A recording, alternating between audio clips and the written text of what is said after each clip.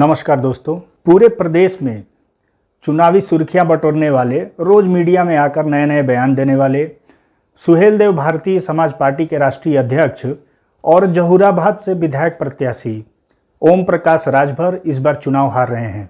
जी हां दोस्तों, ओम प्रकाश राजभर की राह को कठिन बना दिया है भारतीय जनता पार्टी के प्रत्याशी कालीचरण राजभर और बहुजन समाज पार्टी की प्रत्याशी सादाब फातिमा ने। दोस्तों, पूरे चुनाव भर ओम प्रकाश राजभर हमेशा सुर्खियों में छाए रहे। उन्होंने कभी कुछ बयान दिए, कभी कुछ बयान दिए और अपनी विधानसभा में वो मुश्किल से लोगों के हिसाब से 2 बार से ज़्यादा नहीं गए हैं। ऐसे में जनता उन्हें बिल्कुल भी देखना पसंद नहीं कर रही है। जी हाँ दोस्तों, ओम प्रकाश राजभर की राह को कठिन बना दिया है भारतीय जनता पार्टी और बहुजन समाजवादी पार्टी के प्रत्याशियों ने। कालीचरण राजभर यहां से भारतीय जनता पार्टी के प्रत्याशी हैं, सादाब फातिमा यहां से बहुजन समाजवादी पार्टी की प्रत्याशी हैं। जानकारी के लिए आपको बता दें कि कालीचरण राजभर 2002 और 2007 में जहूराबाद से विधायक रहे हैं। वह बहुजन समाज पार्टी के टिकट पर लड़े थे और दोनों बार जीते थे। 2002 में उन्होंने समाजवादी पार्टी के प्रत्याशी को 6000 मतों से हराया था।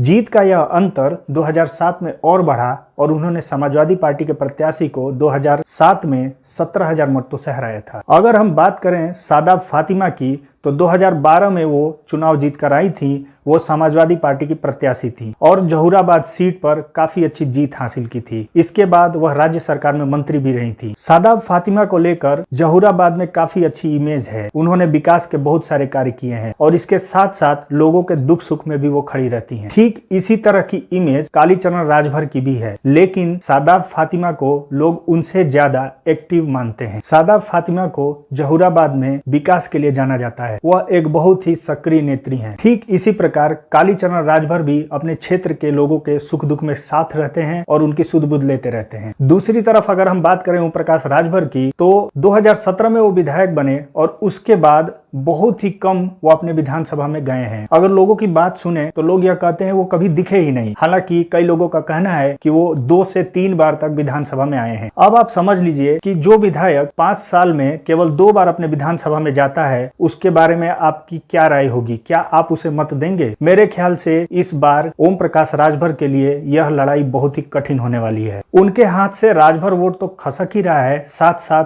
समाजवादी पार्टी का जो वोट बैंक है वो सादाब फातिमा के साथ जाता हुआ नजर आता है। दूसरी तरफ अगर हम कालीचरण राजभर की बात करें तो उनके पास भारतीय जनता पार्टी का वोट बैंक तो है ही, उसके साथ साथ राजभर वोट भी उन्हें मिल रहे हैं। इस तरह कालीचरण राजभर ओम प्रकाश राजभर के राजभर वोट में सेंधमारी कर रहे हैं। दूसरी तरफ सादाब फातिमा उनसे समाजवादी पार्टी के वोट बैंक पर सेंध मार रही हैं और उनके समाजवादी पार्टी के वोट बैंक को वो ले रही हैं। क्योंकि वो एक अच्छी विधायक रही थी, विकास के कई कार्य किए थे, इसलिए लोगों का उन पर भरोसा ज्यादा है। सादाब फातिमा कालीचरण राजभर को हराकर ही विधायक बनी थी। सादाब फातिमा ने कालीचरण को लगभग 11000 मतों से हराया था। तो जहूराबाद विधानसभा की जो सीट है वो त्रिकोणीय मुकाबले में फंस गई है, क्योंकि यहाँ से 3-3 विधायक चुनाव लड़ रहे हैं और उसमें एक विधायक ओम प्रकाश राजभर की स्थिति बहुत ही खराब है। जनता उनसे नाराज है। कालीचरण 2002-2007 में विधायक रहे हैं, जबकि सादाब फातिमा 2012 में विधायक रही हैं और ओम प्रकाश राजभर अभी वर्तमान विधायक हैं, जिनसे कि जनता काफी नाराज है। तो ऐसे में ज्यादा जीत की संभावना जो है वह बहुजन समाजवादी पार्टी और भारतीय जनता पार्टी के उम्मीदवारों से है। ऐसे में जहूराबाद में जो कड़ी टक्कर हो रही है वो बसपा और भाजपा के प्रत्याशियों में हो रही है और इन्हीं में से कोई एक विजयी होगा। असली रिजल्ट तो 10 मार्च को ही आएंगे, लेकिन ताजा आंकड़ों को देखें और जमीनी हकीकत को देखें और जिस हिसाब से बयान आ रहे हैं उस तरह से ओम प्रकाश राजभर की स्थिति जहूराबाद में काफी खराब है और असली परिणाम तो 10 मार्च को आएंगे।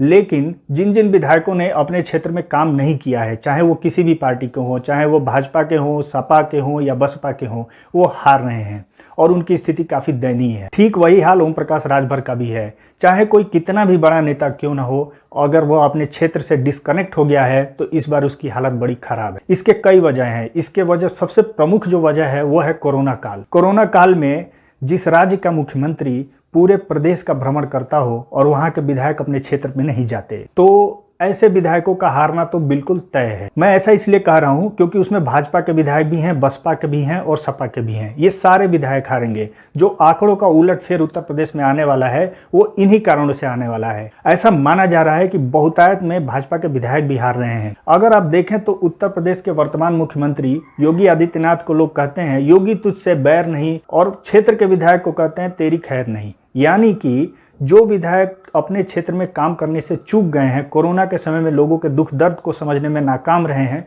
उनका हारना तय है। दोस्तों, अगर आपको हमारा यह वीडियो पसंद आया हो तो हमारे चैनल को लाइक और सब्सक्राइब करना न भूलें। धन्यवाद।